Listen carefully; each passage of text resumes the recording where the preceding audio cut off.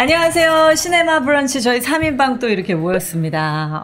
요즘 참 날씨가 너무 좋아지니까 네. 또 그동안 1년 동안 코로나 때문에 잘 다니지도 못했는데 어디 여행은 좀 다녀오실 계획들이 없으신가요? 여행은 뭐 언감생심이고 그냥 집에서나 그 가정이 화목하면 다행이다 라고 생각하고 살고 있죠. 그게 뭐. 바로 여행이다. 추가로 여행 갔다 오신 것 같은데? 제가 이 얘기를 왜 오프닝에 꺼냈겠어요. 네. 자랑하려고? 네. 저는 제주도에 얼마 전에 갔다 왔습니다. 네, 저희 그렇죠. 오늘도 시네마 브런치 파트너가 마침 애니메이션 소울이에요. 근데 지명이하고 이제 제주도 여행을 같이 했는데 아드님 지명이하고 네, 지명이가 제일 좋아하는 영화라서 오늘 아이들이 좋아하기 쉽지 않은 영화인데 신기하게 저희 아이들은 너무 좋다는 거예요, 이 영화가. 근데 좀 어른들을 위한 애니메이션이기도 합니다. 오늘의 주인공 이제 소울 만나볼 텐데요. 재밌게 보셨어요, 감독님? 저는 뭐 그 아드님이 좋아했다고 하니까 충분히 네. 그럴 수 있을 것 같아요. 왜냐면 네. 일단 기본적으로 애니메이션이니까 조금 쉽게 접근되는 부분도 있고요. 거기다가 캐릭터가 귀엽잖아요. 거기다가 사랑스럽고. 어린 아이들도 다 그건 궁금하거든. 자기 영혼에 관한 궁금증이 있거든요. 내가 어디서 왔는가? 난 어디서 당연히 왔는가? 궁금하죠. 그렇겠네. 그렇죠. 왜냐면 그것에 대한 생각을 얘기를 해주는 영화니까. 맞아요. 지명이도 제일 재밌었대요. 재미있고 호기심이 가는 그런 영화일 거라는 생각이 드는데 저는 좀 영화가 너무 그 아이들에게는 어떻게 보면 그 호기심을 충족시켜주는 부분이 있는지 모르지만 너무 고민의 깊이가 조금 좀 얕다? 얕다. 괜찮아요. 그런 생각이 좀 들었는데 그것도 적나라하게 충분히 이유가 얘기해주세요. 있어요. 그것도 제가 보기에는 다수 그 관객들, 특히 그 어린 관객들에게 어필을 해서 모든 그 가족 구성원들이 봐야 이 영화가 상업적으로 성공할 거니까 아마도 그 고민의 어떤 깊이 네. 사실 영혼을 이야기하면서 정말 쉽게 설명되기가 어렵잖아요. 그렇죠. 그래서 저 네. 개인적으로 저는 그렇게 아주 재밌게 보진 않았어요. 근데 정말 지명이도 뭐가 재밌었어? 어느 부분이 그랬더니 영혼이 어디서부터 왔는지가 그래요. 그 장소가 나와 있어서 그렇죠, 되게 그렇죠. 저는 물론 이 아이가 하나님을 믿으니까 천국을 설명해주고 영생을 설명해줘요. 그런데도 불구하고 자기가 죽어서 가는 것보다 얘는 아직 태어난 날짜하고 가깝잖아요. 죽을 날짜보다. 그러니까 자기가 태어났을 때 어디서부터 와서 태어났는지가 더 궁금하고 그게 호기심이 있는 것 같더라고요.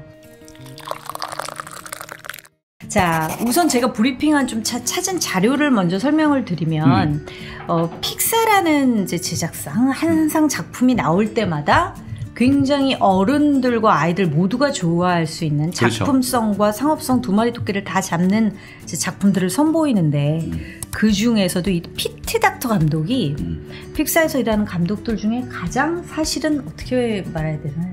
고퀄? 상업성도 상업성이지만 좀 작품성 있는 영화들을 더 많이 만드는 감독으로 알려져 있는데 이분에 대한 제가 자료를 좀 찾아봤어요. 가족 이야기를 주로 만든다.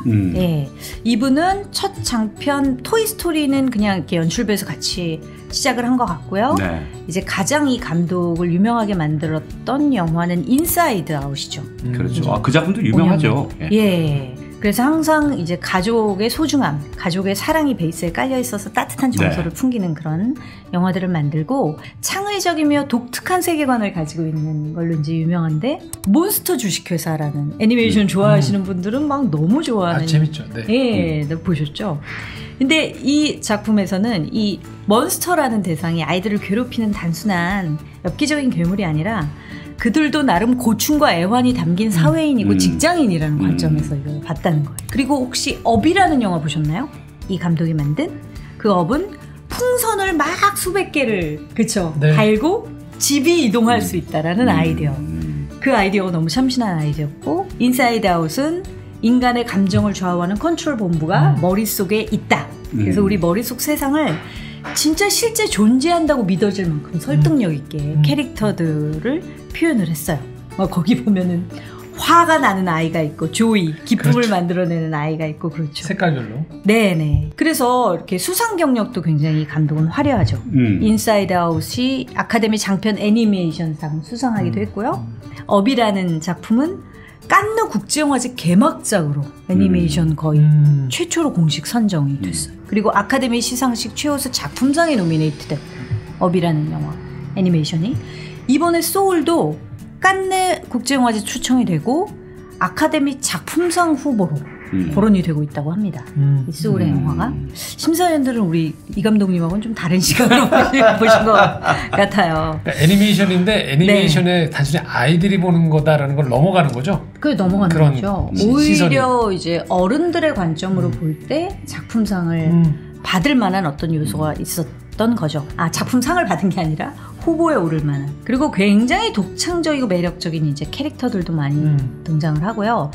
가장 중요한 이 감독님의 특징이 시선 뒤집기. 저는 이 감독의 영화를 다 봤어요, 애니메이션을. 근데 제가 이 감독의 가장 독창적이고도 훌륭한 면을 꼽자면 이 시선 뒤집기. 그러니까 업이라는 영화에선 우리가 모험을 떠나는 그 대상이 어느 공간, 어디로 가느냐가 중요한 게 아니라 내가 누구와 함께 모험을 하느냐가 중요하다. 이 누구.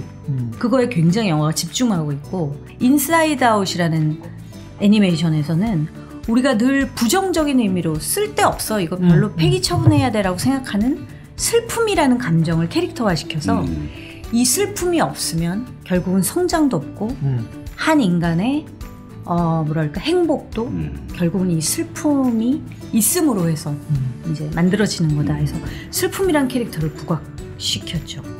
소울은 앞으로 얘기하겠지만 영혼들이 추구해야 할 가치가 우리 사람들, 사회인들이 생각하는 가치관과는 다른 이제 시선을 뒤집는 그런 가치관을 보여주고 있다는 면에서 네, 이 감독님의 그런 이제 특징들이 있습니다.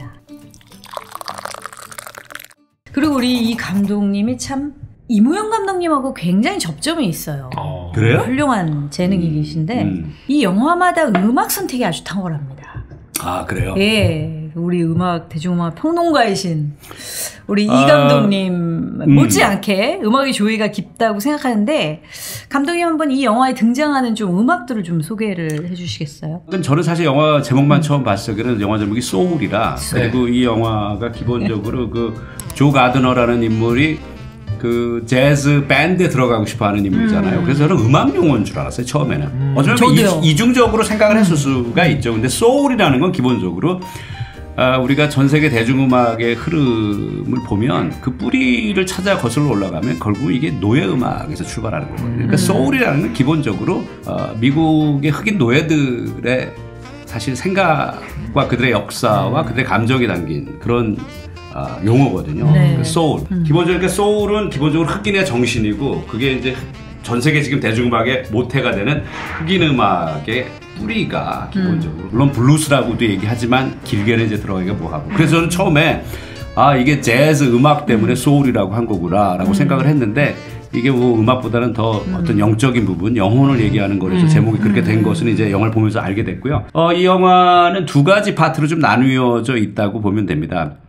이게 뉴욕을 배경으로 이제 처음에 벌어지잖아, 네. 이야기가. 그리고 나중에 이제 이 조 가드너라는 인물이 잠시 맨홀에 빠지는 사고를 당해서 영적 세계로 갔다가 다시 돌아와서 이제 밴드에서 연주를 하고 이런 이제 상황들이 벌어지는데, 네. 이 부분은 이제 재즈 음악으로 구성이 돼 있어요. 그러나 다시 영적 세계, 그것도 여기서는 저 Great Before라고 해서 사람이 태어나기 전에 어떤 영적 어떤 세계의 이야기가 좀 나오는데 그 부분의 음악이 좀 다릅니다. 음악을 맡은 사람이 트렌트 레즈너라고 과거에 그 90년대 한 후반부터 2000년대 한 초반까지 락 음악이 굉장히 금속성으로 강렬했던 때가 있거든요. 이걸 좀 인더스트리얼 락이라고 하는데 그때 나인 인치 네일스라는 아주 유명한 그룹이 있었어요. 사실 그룹이라고 하지만 혼자 하는 거나 거의 마찬가지인데 이 사람이 그 나중에 제가 굉장히 좀 좋아하는 영화 감독이 그 데이비드 린치라는 감독이 있어요. 블루 벨벳부터 시작해서 굉장히 많은 영화들이 있는데 이 데이비드 린치 감독의 로스트 하이웨이부터 시작해서 몇 편의 영화 음악을 같이 했거든요. 그러면서 이제 영화 음악에 몸을 담기 시작했는데 그러면서 이제 자기 본업은 좀 그러니까 이 락 음악을 하는 사람으로서의 그 활동보다는 이제 지금은 영화 음악을 만드는 사람으로 이제 활동을 많이 하고 있는 트렌트 레즈너가 이 영화의 어떤 절반 정도의 분량의 음악을 담당했고 나머지는 다 재즈입니다. 이 재즈는 그 존 바티스트라고 재즈이면서 그 R&B 음악을 만들고 노래하는 그 가수 그리고 뮤지션이 영화 음악을 만들었는데 굉장히 음악들이 좋더라고요. 제가 좀 5, 60년대 그 재즈를 굉장히 좋아하는데 그런 느낌들이 잘 묻어나고 그래서 네. 저는 좀 음악을 듣는 재미가 있어서 그 부분을 저도 재밌었어요. 좀 집중적으로 좀 영화를 보는 데 있어서 감상 포인트로 생각을 했었습니다. 네, 음악의 문외한인 저도 뭐 재즈야 워낙에 많은 영화에 등장을 하니까 재즈는 뭐 다 좋다 이렇게 네. 쳐도 그 유세미나라는 그 영혼이 태어나기 전에 공간에서 나오는 음악들은 진짜 생전 처음 듣는 음악들 같은 음악들이 나오는 거예요. 음악이 아주 맛깔스럽고 네. 재미가 있었습니다. 네, 근데 저는 이 영화 보면서요.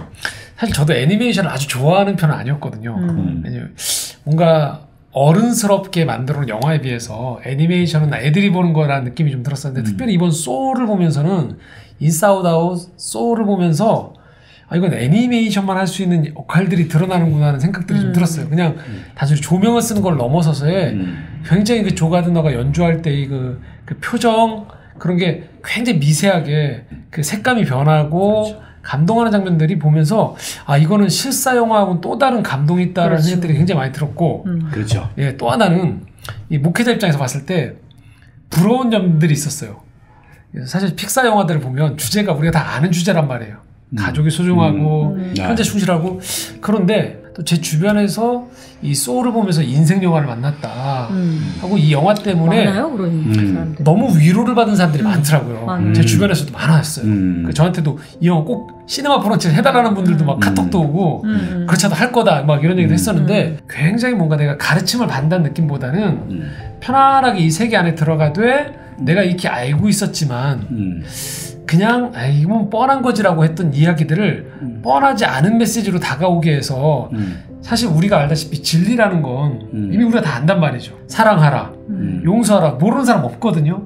그런데 그 메시지, 너무 당연한 메시지를 내 마음에 와닿을 수 있게 다가온다는 건 굉장한 사실 전달 방식이 효과적인 건데 그런 면에서 보면 이 픽사가 추구하는 이 애니메이션을 통해서 만들어낸 이 이야기 전달 방식은 굉장히 좀 배울 점이 많다는 생각들이 들었어요. 목사님들 매주에 주보에 딱 보면 성도들이 설교 제목 딱 보는 순간에 오늘 이 말씀 하시겠구나 이 답이 나오는 거예요. 조시는 거 아니에요? 혹시 설교 들으시면서? 조시거나 눈은 떠있지만 생각이 다른데 왜냐하면 맨 마지막 결론이 뭔지를 이미 아는 거죠. 그게 무슨 말이냐면 뻔하다는 거야. 그 뻔한 얘기고 나한테 와닿지 않아요. 그리고 더 깊이 들어가서 얘기해보면 지금 내 상황을 잘 모르시는 거예요. 라는 이게 모종의 이 거리감이 좀 있다는 생각들이 들어요. 근데 이 픽사는 같은 메시지인데도 불구하고 사람들한테 설득력 있게 마음에 마치 이렇게 공기가 스며들듯이 그 편안하게 사람들로 하여금 그래서 눈물을 흘리게 만든다거나 또는 마음에 좀 여운이 남게 만드는 지점들이 저는 기독교적으로 봤을 때도 배울 점이 좀 많다는 생각도 좀 들었어요. 그게 뭐 지금 말씀하신 게 어떤 애니메이션 장르가 또 강점이기는 하지만 사실 이 판타지 장르라는 그 장르가 할 수 있는 어떤 최대한 미덕인 것 같아요. 저도 제주도 가서 이제 그 C.S. 루이스의 자서전 예기치 못한 기품이라는 책을 읽었는데 이분이 나니아 연대기를 쓰고 이분의 가장 절친인 톨킨이 반지의 제왕을 이제 썼고 영화가 됐잖아요, 둘 다. 근데 그렇게 판타지에 이제 심취하게 된 막 이야기들이 나오더라고요. 근데 판타지에서 우리가 할 수 있는 게 정말 어떤 독창적인 상상의 공간에서 성경의 진리를 얘기할 수 있다는 거. 지금 뻔하지 않은 다른 방식으로. 그리고 너무 재밌게 그냥 스며들어서 그 이야기 심취하고 좀 거리감을 두면서 막 동물들이 주인공이고 이런데도 우리가 성경의 진리에 빠져들 수 있다라는 너무 그 판타지 영화의 강점이 있는 것 같아요. 그러니까 어떻게 보면 리얼한 게 내 삶이 힘든데 너무 리얼한 걸 보일 때 사람들이 너무 그 마음의 거리를 확 금방 마음의 문을 닫을 수 있는데 이 애니메이션이나 이 판타지의 장르의 특징 장점은 이 마음을 여는 거죠. 저건 애니메이션이니까 판타지니까 했는데 보면 어느새 내 현실의 얘기로 훅 들어가는 본질로 들어가는 힘이 있는 것 같아요. 픽사 영화들이 정말 그냥 단순히 아이들이 좋아하는 애니메이션이라고 볼 수 없는 게 항상 그렇게 어른들을 위한 동화들을 많이 만들어내는 것 같은데 이번 영화에서도 사실 굉장히 제일 많이 회자가 되고 있는 게 유세민이라는 그런 공간이에요. 영혼이 태어나기 전에 세상을 구현했다는 거. 우리가 상상조차 할 수 없었던 혹은 상상은 할 수 있을지언정 그런 세계가 있을까?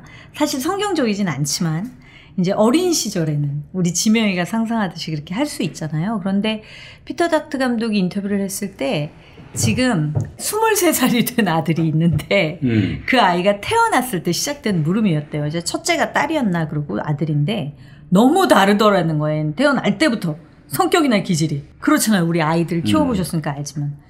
첫째가 있고 둘째는 너무 달라. 세상에 태어나는 순간 마치 자기 고유한 성격을 가지고 있는 것 같았다.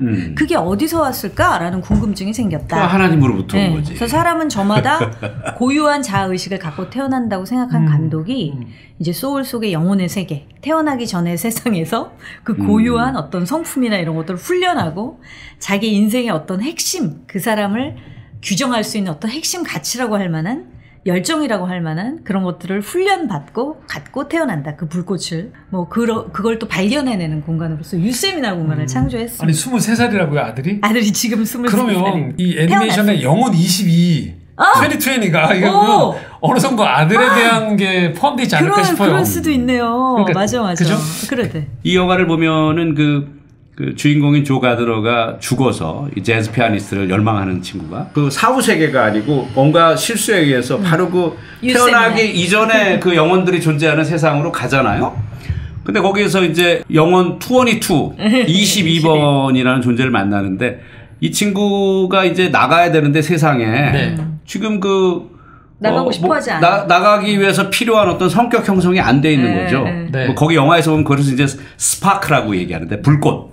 그 불꽃이 없는 거죠. 그래서 그 불꽃을 만들어주기 위해서 과거에 수많은 멘토들이 이 마더 테레사도 나오고 링컨도 나오고 그런 사람들도 그렇게 훌륭했던 사람들도 이 222를 변화시키지 못했고 문제적 캐릭터. 그에게 스파크를 심어주지 못해서 그가 우리가 지금 살고 있는 이 세상으로 못 나온다 그 얘기 아니겠어요? 근데 아니 우리가 다 창조주에 의해서 만들어져 세상에 왔는데 누가 우리가 다른 멘토가 우리가 세상에 태어나기 전에 있었으며 그리고 성경에서도 바로 그 6일 동안 하나님께서 세상을 창조하시는 모든 과정 속에서 특히 인간에 대해서 논할 적에 아담이 태어나기 전에 과거의 어떤 그런 상태로 태어나기 이전에 어떤 다른 영적 상태로 존재했다는 기록은 전혀 없잖아요. 없죠. 그래서 감독님. 아마 이런 것들이 판타지.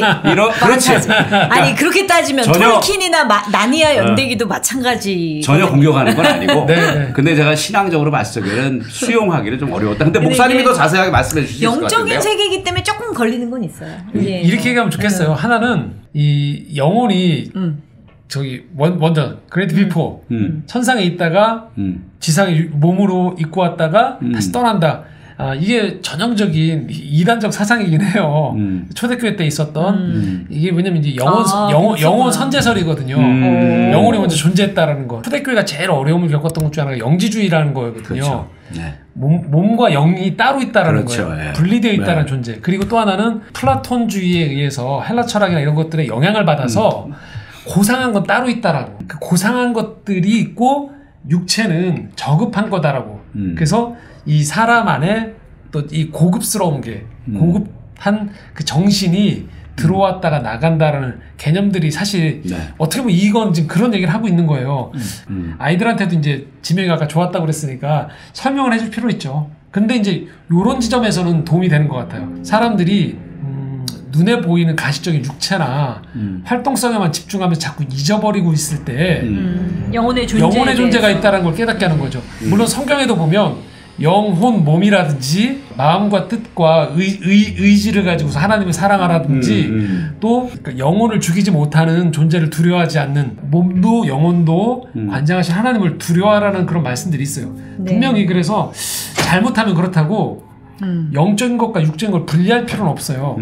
그런데 성경에 쓰여있는 영혼과 육적인 것들은 기능적인 거거든요. 기능적인 면에서 차이가 나지만 엄밀히 말하면 성경에서 말하는 건 영혼이 있는 몸이고 몸이 있는 영혼의 존재. 그러니까 그런 존재다라는 얘기를 하고 있는 거지. 통합된 존재. 분리가 되어져서 필요할 때 들어왔다 나갔다는 존재로 인식하면 안 되죠. 근데 저는 이거 보면서 성경에 어떤 구절이 떠올랐냐면 물론 영혼의 존재는 물론 당연히 그렇지만 주께서 나를 신묘막측하게 지으셨고 내 모태에 있을 때 나를 이제 창조하셨다. 모태에서부터 나를 만드셨다.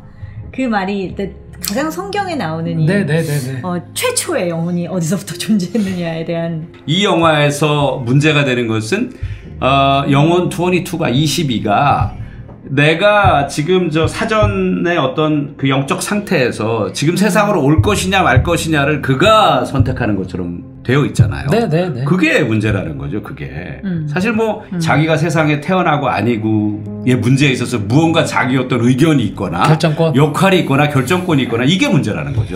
목사님은 어떻게 생각하세요? 상상력의 영역으로 둘 문제인 것 같고 얘기한 대로 그렇지만 이제 분명히 다르게 태어난다는 거에 대한 감독이 질문했던 것처럼 다르게 태어나긴 하죠 분명히. 참 아이를 키우면서 보면은 그게 되게 신기할 때가 있어요. 막연한 호기심이 생길 때가 있어요. 왜냐면 아이가 이게 기질일까? 혹은 이게 어떤 교육의 잘못일까? 막 이래서 죄책감도 느낄 때가 있고 내가 훈육을 잘못해서 그런가? 내가 뭐 잘못 키워서 그런가? 근데 기질일 때가 굉장히 많거든요. 그러니까 이 감독도 거기서부터 궁금증이 생겼다고 하는 게 애가 태어나서 아장아장 걷는데 벌써 승질이 있는 거야.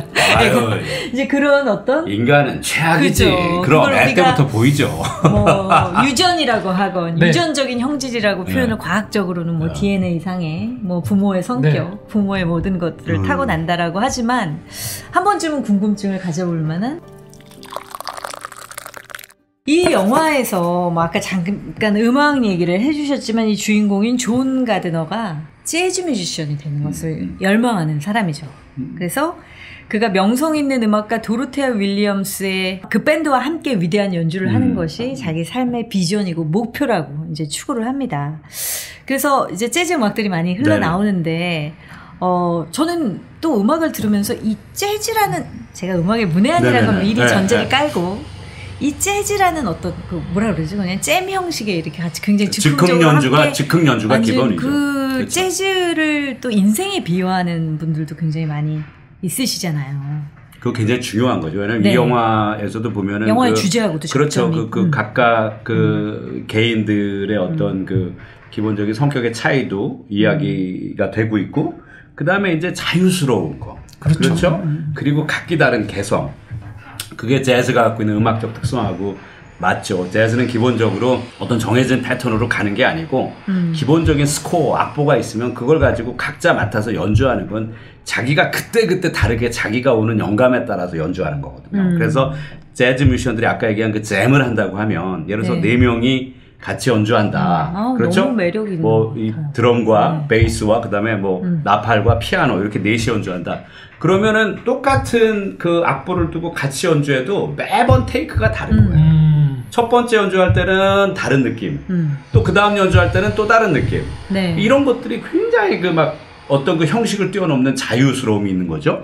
제가 실제로 재즈 뮤지션 정말 그 뛰어난 연주를 하는 분 중에 한 분이 그런 얘기를 하더라고요. 저는 사실 그랬었거든요. 저는 만약에 주님 저에게 나팔을 잘 부를 수 있는 그 능력을 주셨다면 저는 평생 아무것도 없이 가난하게 살아도 저는 괜찮을 겁니다. 라고 생각한 적도 진짜 있었어요. 조 가드너도 그 얘기 하는데. 조 가드너신데요? 그렇죠. 조 가드너 약간 그런 열망이 있죠.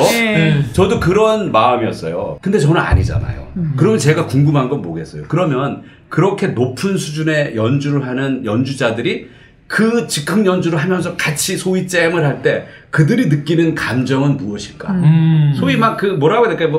유포리아라고 해야 될까? 뭔가 막 환상적인 어떤 그런 상태일 거 아니에요? 제가 실제 연주하는 분에게 물어봤더니 자기 실력으로도 아직 거기 갔거나 가본 적이 있다고 생각하지 않는데 자기도 못 갔기 때문에 100% 정확하게 모르지만 그러니까 그만큼 영적으로 어떻게 보면 막 굉장히 자유롭고 형식이 없고 뭐 이런 어떤 자유분방한 그럼 사실 그렇죠. 이제 뭐 모든 예술이 아티스트들이 느끼는 그 무아지경이라는 경지가 있는데 뭐 연기를 하는 사람도 무대 위에서 그렇죠. 연기도 그렇죠. 뭐 감독은 잘 모르겠어요. 근데 어쨌든 이 음악하는 사람들이 제일 많이 느낄 것 같아요. 근데 좀 영화에서 이제 우리 그 영혼 22가 지구로 내려올 어떤 불꽃을 못 찾는 거죠. 그 불꽃이라 하면 자기 어떤 열정. 그렇죠. 그것을 핵심, 그걸 못 찾았는데 어떻게 우연하게 이제 지구에 오게 돼서 본인이 느끼는 여러 가지. 그 조 가드너의 몸 속에 들어가죠. 빙의가 되는데 조 가드너는 자기의 불꽃이 있는 사람이었죠. 재즈 뮤지션으로 성공하려는. 근데 이 영혼 22는 그게 없이 그냥 피자 한 조각. 그리고 나뭇잎이 막 떨어지는 거 하나. 뭐 실타래를 보면서 느끼는 요 사소하고 소박한 것들에 전 거기서부터 불꽃을 찾습니다. 이것들이 얼마나 귀하며 아름다운가. 근데 재즈도 혼자서 해내는 것이 아니라 누군가가 건반을 치는데 그렇죠. 하모니가 이루어질 때죠. 반응, 그렇죠. 리액션과 그렇죠. 거기서 생기는 영감처럼 이 영혼 22도 나뭇잎 하나에서 그런 영감을 받아서 반응을 하고 네네. 이것이 너무나 행복한 거예요. 이 친구는. 네, 그런 게 또 나오고 그리고 재즈 안에서 느끼는 충만한 자유가 막 표현이 돼요. 영화에서 또 그 콘이라는 친구 있었죠. 이 음악을 사랑하는 학생 뭐죠? 이 친구가 코니 그 여자 저 트럼보니스트 트럼본을 연주하는 그렇죠. 네, 그 캐릭터 보면서 네네. 너무 멋있죠. 그렇죠. 그리고 이제 아마도 그렇게 그 어린 나이 그 친구가 이제 학교 다니는 학생이니까 그때 이렇게 연주를 하면서 거기에 몰두할 수 있는 어떤 그런 거를 그때 발견했으면 저는 그걸로 진짜 그 사람 행복한 사람 같아요. 진짜 불꽃을 발견하고 내가 이걸 하면서 너무 행복한데 내가 트럼본을 연주하면서 네. 내가 12살, 13살의 나이에 이 정도의 행복감을 이미 느끼고 있으면 그거보다 더 큰 축복이 어디 있겠어요. 네. 저는 뭐 어마어마하게 큰 축복이라고 생각을 했고 그냥 이 영화가 기본적으로 전달하려고 하는 어떤 삶의 아주 작은 것들로부터 우리가 느끼는 어떤 그 행복한 감정이나 소중한 가치들 그게 이제 우리 추상미 감독이 말씀하신 조그만 그 나뭇잎 하나 떨어진 나뭇잎 하나를 볼 때 그리고 거기서 그런 거 나오거든요. 그 피자 한 조각을 먹으면서 느끼는 그 행복감. 제가 어젯밤에 사실 제 아내가 외박을 했어요. 외박을 한 게 아니고 친구들하고 어디 좀 놀러 갔거든요. 저 혼자 집에 있는데 냉면을 먹으러 갔는데 너무 맛있는 거예요. 이미 수백 번 먹었을 거 아니에요. 그러면 혼자. 근데 어제 먹은 냉면이 너무 제일 맛있는 거예요. 근데 다음에 또 가잖아요. 그럼 그 냉면이 제일 맛있는 냉면이 또 될 거라는 거 제가 알아요. 정확히 이해하시겠네요. 영혼 22의 마음을. 그럼요. 피자 한 조각. 그러니까 그런 작은 것들. 피자 한 조각. 그 다음에 내가 그 피아니스트로서 재즈 밴드에서 악기를 연주할 때 느끼는 희열. 우리가 예수 믿는 사람들도 다 자기 삶에서 힘들고 고통스럽다고 하지만 아주 작은 것들도 우리가 이렇게 충만하게 느끼는 어떤 행복감 같은 것들이 다 있으실 거라고요. 네. 그런 데서 주님이 역사하시는 것 느끼고 행복감을 감사하는 마음으로 정말 풍부하게 이렇게 느끼면서 그렇게 기쁜 마음으로 살아가려고 애쓰는 게 결국 인생을 살아가는 사람이 겸허하게 자기 어떤 맞습니다. 영적 존재를 대하는 태도가 아닐까 그런 생각이 좀 들더라고요. 그래서 이 숨은 그림 찾기처럼 마치 이 영화에는 그런 캐릭터들이 이렇게 숨어 있어요. 그죠? 그렇죠. 어떤 캐릭터 생각나세요? 저도 지금 얘기하면 재즈랑 같이 연결시켜서 생각해보면 여기 나온 사람들이 굉장히 재즈 음악에 그 자유함을 누리는 사람과 못 누리는 사람이 있다는 생각이 좀 들었었어요. 예를 들면 광고판 돌릴 때. 그렇죠. 그 캐릭터 재밌어요. 광고판 돌리는데 결국 그 광고판 돌리면서 무아지경이라는 그 세계로 넘어간다라고 하는 건 자기 거기 있다라는 건 그만큼 이 사람이 이것들 통해서 자유로움을 경험하는 거고 이발사. 그렇죠. 이발사도 마찬가지로 남들이 보기에는 그 사람은 꿈을 이루지 못했죠. 꿈을 이루지 못했다고 했지만 본인은 아니었던 거죠. 본인은 날마다 색다른 고객들하고 머리를 자르면서 자기는 이야기를 나누는 것 자체에서 굉장히 이 사람은 행복감을 맛보는 거고 아까 했던 코니였나요? 그 아이도 코니도 마찬가지로 음악 자체 안에서 있었던 거고 이 주인공인 조 가드너도 사실은 저는 그 장면이 너무 인상 깊었던 게 그 상황이 너무 좋았던 연주로 끝났는데 꿈을 이뤘잖아요. 근데 엄마가 가고 택시 타고 갔는데 남아있는데 이제 뭐 하죠? 그랬더니 그 윌리엄스가 내일도 또 와서 연주하는 거야. 그렇죠. 라고 얘기하니까 갑자기 이게 뭐지라고 한 거잖아요. 왜냐면 이미 자기는 목적에 달성했다고 생각했는데 그렇죠. 이게 왜 반복되지? 그럼 나는 뭐 하는 거지라고 생각하는 순간에 그래서 이런 얘기가 대화가 그때 윌리엄스가 이런 예화를 들려주거든요. 바다에 가는데 나는 바다를 원한다고. 그랬더니 너 지금 바다에 와 있는 거라니까 맞죠 이게 지금. 그렇죠. 여기 너 물속에 여기 물고기가 있었는데 이제 나이든 물고기에게 물속이라고 여기는 그러니까 아니 바다가 물속이라고 마찬가지로 매 순간 안에서 자유로움을 느낀다는 것 자체가 굉장히 중요한 부분인데 우린 자꾸 우리에게 누릴 수 있는 그 자유로운 순간들을 자꾸 뭔가랑 치환시켜서 고정되어 있는 어떤 지위 고정되어 있는 뭔가로 자꾸 우리 스스로를 구속시키려고 하는 것 같아요. 그렇죠. 그런데 하나님은 끊임없이 우리를 자유롭게 만들어주는 거죠. 재밌는 게 전 요즘 출애굽기를 묵상하거든요. 매일매일. 아마 이 방송 보시는 분들 중에서도 동일한 저랑 말씀 묵상집을 보고 있는 분들은 출애굽기를 묵상하실 거예요. 요새. 거기 보면 이스라엘 백성들이 하나님이 출애굽을 시킨단 말이에요. 애굽에서 나오게. 이건 자유인이 되라는 거예요. 자유인이 되라는 부르심 앞에서 더 이상 사람의 노예가 되지 말고 위로는 하나님만을 섬기는 가운데 진정한 자유인으로 살라는 부르심인데 이 사람들 살다 보면 그 광야에서 조금만 음식이 떨어지니까 뭐냐면 다시 우리 노예로 들어가고 싶다고. 노예가 더 좋다고 계속 들어가는 거예요. 그러니까 우리의 삶은 하나님이 끊임없이 많은 선물들을 주신 거예요. 뭐 재즈 음악처럼 어떤 여러 가지 사람과의 만남을 통해서 계속 자유하라고 얘기하는데 우리는 계속 하나님한테 뭐라고 하냐면 아니 자유가 필요한 게 아니고 고정되어 있는 직위를 달라고. 그렇죠. 고정된 어떤 순간을 달라고 어떤 그거를 고정하기 원하시는 건데 하나님은 아니 자유라는 건 매일 반복되어지는 거고 매일 숨 쉬는 거고 매일 살아있는 거다라는 얘기를 해주고 싶은 거죠. 네. 근데 우리는 자꾸만 사고를 고정화시키는 거죠. 어느 한 곳에. 심지어는 거기 보다 보면 엄마조차도 처음에 이 조 가드너가 정규직이 됐을 때 너무 기뻐했잖아요. 맞아요. 그러다가 결국은 그치. 아버지를 이어서 꿈을 이루어가려는 아들의 떠돌아다니는 아버지의 어떤 아들의 진정성을 보니까 그제서야 뭐라고 하냐면 바느질이 영혼을 치유해 줄 수 있는 그 이야기를 건네면서 아들에게 아버지가 입었던 그 옷을 그렇죠. 주고 공연장에서 어머니가 아들에게 자유로움을 보면서 너무 기뻐하는 거죠. 네. 사실 엄마도 제일 원했던 건 다른 게 아닌 아들의 행복이었는데 그걸 뭘로 고정시켰던 거냐면 정규직으로 고정을 시키고 우리 아들이 정규직이 돼야지만 나는 행복할 거야 라고 생각했는데 사실 궁극적으로 원했던 건 아들이 어느 곳에 있든지 자유롭게 행복을 원했던 거죠. 특별히 이 영화에서 재즈라는 그 장르를 통해서 그 정신이 흐른다는 생각이 들었고 이 재즈의 정신 안에 있는 그 자유함이 하나님이 우리한테 정말 주고자 하는 그 정신이 이 안에 있지 않나. 네. 진짜 자유를 찾는 것들에 대한 요청. 네. 우리한테도 마찬가지로 그 얘기를 건네시는 게 아닌가라는 생각도 좀 들었어요. 그래서 이 영혼 20이라는 캐릭터가 사실 아까 말씀하신 것처럼 여기서 막 피자 한 조각을 먹고 이 감독님이 평양냉면 드시면서 느낀 것 같은 그런 행복을 느껴서 사실은 지구에서 살 준비가 충분히 된 거죠. 근데 이제 다시 그 문인들을 통해서 다시 이제 유쌤이나 그 영혼의 세계로 들어가게 됩니다. 근데 자기도 모르게 지구 통행증이 생겨버린 거예요. 자기 그 불꽃이 생긴 거죠.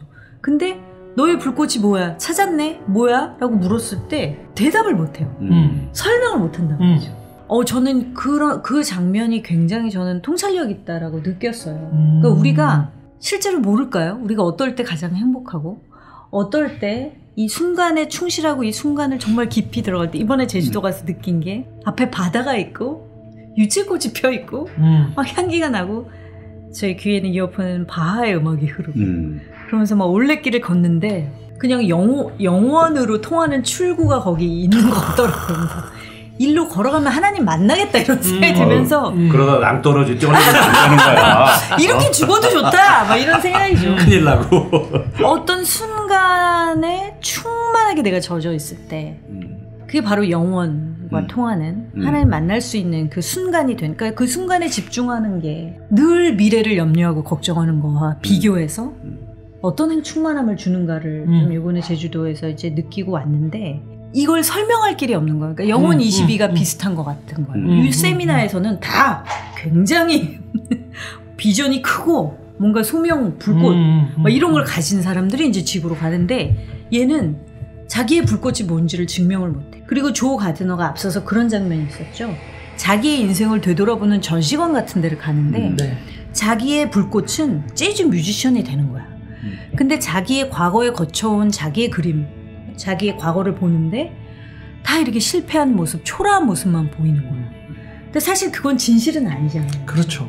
근데 본인의 꿈이 거기에만 맞춰져 있기 때문에 자기의 목적이 더 소중한 순간들을 보지 못하고 놓치고 그냥 실패자로 남아있는 자기의 모습을 보더라고요. 조 가드너가. 제가 우울증을 심하게 앓았을 때 삶의 의미와 목적을 다 잃어버렸을 때 그런 거죠. 그런 거. 네. 그때 상태가 딱 떠오르는 거예요. 거울 속에 보였던 내 얼굴이 저 애니메이션 속에 저 떠돌아다니는 영혼들의 얼굴하고 비슷하다라는 생각이 들었죠. 저는 이거 더 덧붙여서 이 영화 보면서 되게 인상 깊었던 것 중에 하나가 이 영혼 22가 2020가 무하마드 알리 뭐 테레사 수녀 막 많잖아요. 엄청난 위인들의 멘토에도 감동을 안 하다가 자기 스스로가 실패했다고 생각하는 조 가드너한테 왜 마음이 열렸을까. 그리고 조 가드너도 영혼 22하고 서로 간의 이 만남을 통해서 깨달음에 이르는 과정이 전 굉장히 중요하다고 봤어요. 그게 거의 보통 우리가 생각할 때, 그러니까 어떻게 보면 이 영혼 22가 부담스러웠지 않았을까라는 생각이 드는 거예요. 너무 위대한 이야기를 많이 하는 사람들의 이야기들은 거시적이고 실제로 큰일을 했다고 하는 사람들조차도 실제 그분들이 깊이 들어가 보면 그 위대한 일을 했던 것들의 순간들을 보면 다 이렇게 작은 일들의 연속일 거라는 생각들이 들어요. 그렇죠. 근데 이제 그 선입견이 있는 거죠. 이들은 위인이니까. 처음부터 위대한 무언가를 하기 그러니까 위해서 어떻게 보면 시작한. 영혼 22 입장에서 마음 열기가 쉽지 않은 거죠. 저들은 날 가르치려고 드는 사람인 것 같으니까. 거의 멘토로 붙여준 사람이 다 그런 사람들이니까. 근데 조 가드너는 얼핏 보면 되게 평범한 사람이거든요. 근데 그러다 보니까 마음이 열린 상태에서 모든 사람 안에 있는 진실을 본 것 같아요. 그럼 나한테도 그런 순간들이 있다는 걸 우리가 너무 많이 놓치는 걸 계속 일깨우는 게 아닌가 싶어요. 근데 성경에서도 보면 우리가 위대한 일을 했다고 하는 사람들도 다 주님이 위대하게 만들어 준 거지. 다윗은 그 목동이었고 그 형제 중에도 막내였기 때문에 그 집안에서 장자의 권리도 물려받을 수 없는 사람인데 왕의 위치에 올라가잖아요. 그리고 성경에 기록돼서 그렇게 많은 사람들에게 영향을 주는 인물이 된 거고 모세도 그 80이 넘어서 그 노인이 아무 힘도 없이 그 산속에 있는데 주님께서 너희 백성을 구원하러 가라라고 선택해서 가게 된 거고 모든 인물들이 다 그런 것 같아요. 그래서 보면은 내가 어떤 일을 이루면 내가 이 일을 해냈다라는 것에 대한 어떤 자신감, 자부심 이런 것들이 많이 생기는데 정말 그리스도인들은 무엇이 안 될 적에 원망하는 것도 아니고 엄청 잘 됐을 적에 이것을 내가 이루었다라고 말하면 정말 안 될 것 같아요. 정말 그러면서 사소하게 작은 것들이 나에게 기쁨을 줄 때 우리 추상미 감독께서 제주도에 가셔서 그 느끼셨던 소위 그게 유포리아죠. 그 환상적인 어떤 그 상태에 놓였을 때 저는 그런 걸로 크게 감사하는 마음으로 살면 저는 우리가 죽음에 도달하는 그 순간까지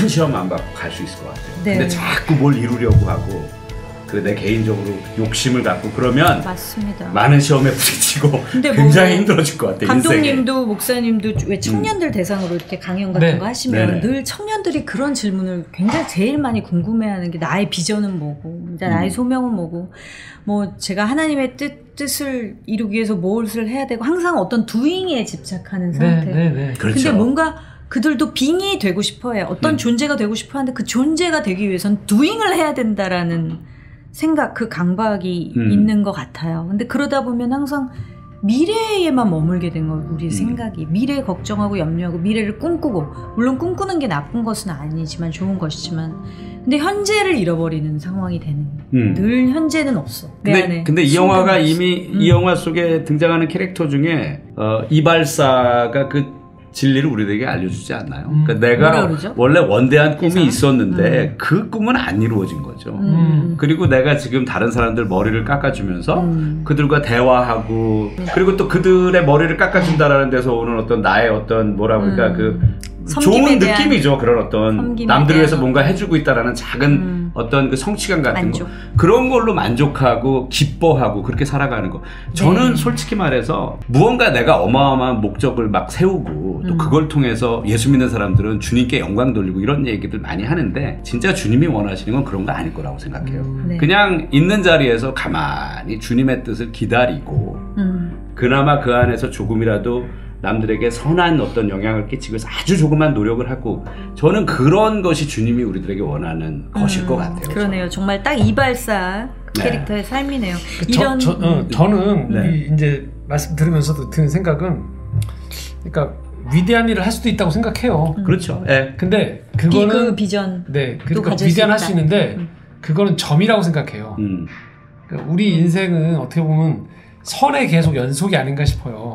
어떻게 적용하냐에 따라 다른데 근데 점은 몇 개가 없는 것 같아요. 그러니까 그 포인트마다 하는 그렇죠. 예를 들면 추 감독님을 폴란드로 간 아이들의 개봉일로 또는 상영하고 있었던 그 순간으로만 치면 아닌 날들이 훨씬 많은 거고 이 감독님의 작품 활동하셨던 근데 그 순간들이 무의미하냐 그렇지 않은 거죠.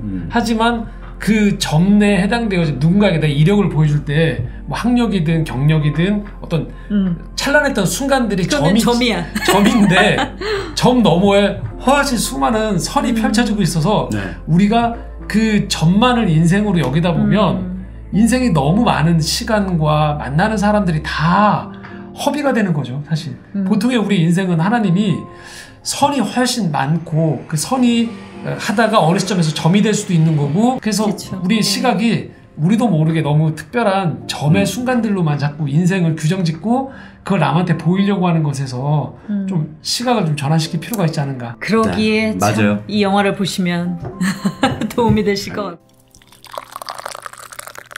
대사를 들려드리면서 좀 오늘 마무리하면 좋을 것 같아요. 그래서 지금 목사님 말씀하셨듯이 그리고 이 감독이 말씀하셨듯이 이런 저희가 소울을 보면서 느낀 그런 모든 것들을 사실 이 감독이 굉장히 사실은 명확하게 이제 대사에서 많이 드러내고 있고요. 불꽃은 목적이 아니야. 인생을 살 준비가 되면 이건 유세미나에서 이제 하는 얘기죠. 인생을 살 준비가 되면은 그 마지막 칸이 채워져. 매 순간을 즐기는 게 그 마지막 칸이다. 그래서 사실은 아까 말씀하신 점도 중요하지만 그것보다 훨씬 더 많은 그 선들이 이걸 살 준비를 시켜준다라는 거죠. 이제 언투앤투가 그런 얘기를 합니다. 내 불꽃은 하늘 보기나 걷기일지도 몰라. 그거는 목적이 아니야. 그냥 사는 거야.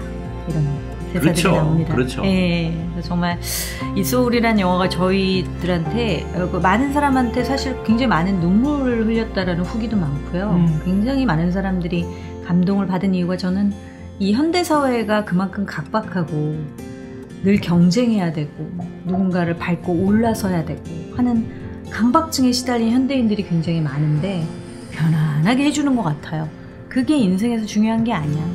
네, 우리가 정말 그 순간을 즐기고 순간을 충실하게 살아내는 것이 중요한 거야 라는 메시지를 전달함으로써 많은 사람들이 이 영화를 보고 정말 평화를 누리시는 그런 그렇죠.